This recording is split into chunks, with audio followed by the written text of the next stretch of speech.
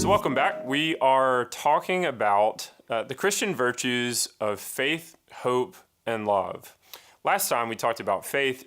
This time we're going to be talking about the virtue of hope.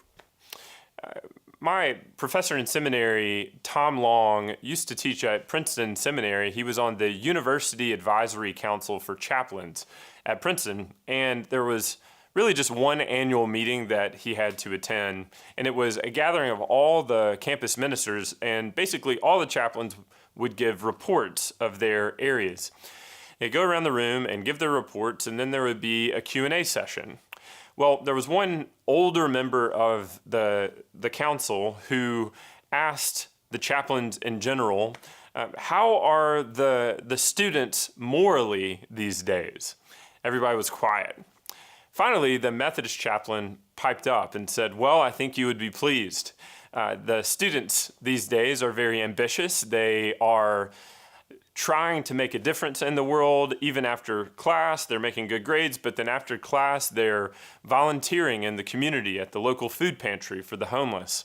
And on she went, and the Jewish chaplain started to grin and started to chuckle. And the Methodist chaplain said, Ed, is there something wrong? Did I say something funny? He said, oh no, you didn't say anything funny. I was just thinking that you're saying that the students are good people, and they are. You're saying that they're doing good work in the world, and they are.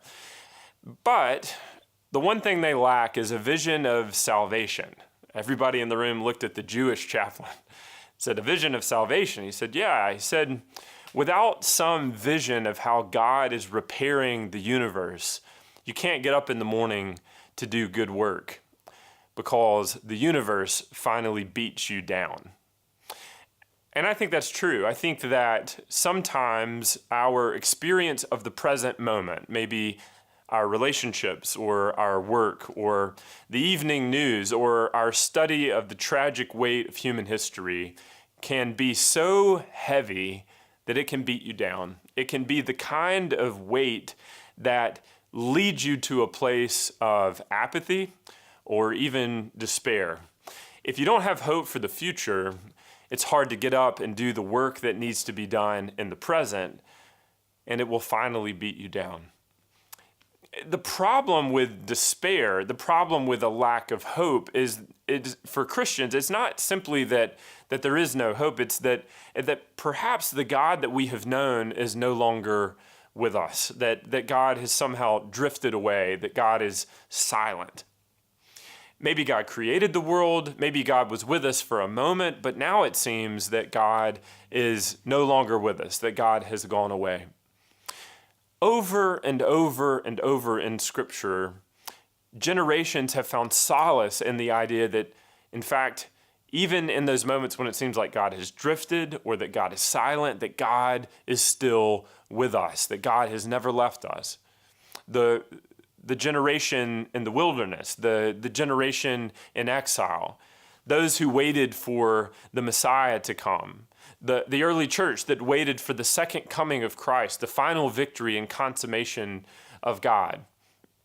Every generation has wondered, has God left us? Are we waiting for nothing? Or is God somehow still at work to repair the universe?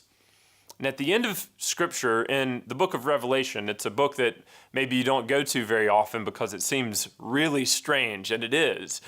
John of Patmos was a trippy fella, but in the book of Revelation, John of Patmos offers a vision of the future.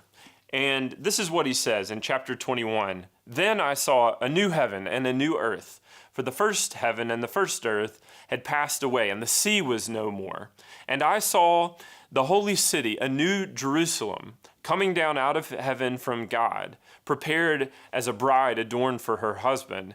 And I heard a loud voice from the throne saying, see, the home of God is among mortals, and he will dwell with them, and they will be his peoples, and God himself will be with them, and he will wipe away every tear from their eye, and death will be no more, mourning and crying and pain will be no more, for the first things have passed away. And the one who was seated on the throne said, "See, I make all things new."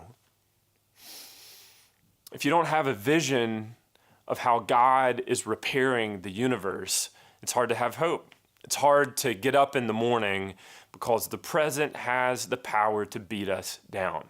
But Christians are people who live from a deep sense of hope that God is indeed working, even now, to draw things to a good ending and a good future. See, God is making all things new. Without hope, it's hard to get up in the morning. But with hope, everything is possible. I heard a story of the obituary of a very prominent rabbi, British rabbi named Hugo Grin. He was an Orthodox Jew that when he was a boy, his family was taken up into concentration camps in Auschwitz. And in the obituary, it talked about how Hugo, as a boy, watched his father in the concentration camp try to keep his family going. One particular day, he remembers that they had very little rations, very little food, but his father took a little piece of string and dipped it in some butter to make a Shabbat candle, a special candle for the celebration of the Sabbath. Hugo, as a little boy, lurched forward to his father and said, "No, Father, that's the last food that we have. You can't take the last butter that we have." And he never forgot what his father said in response. His father said, "Hugo, we can live for weeks without food, but we can't live for another day if we don't have hope."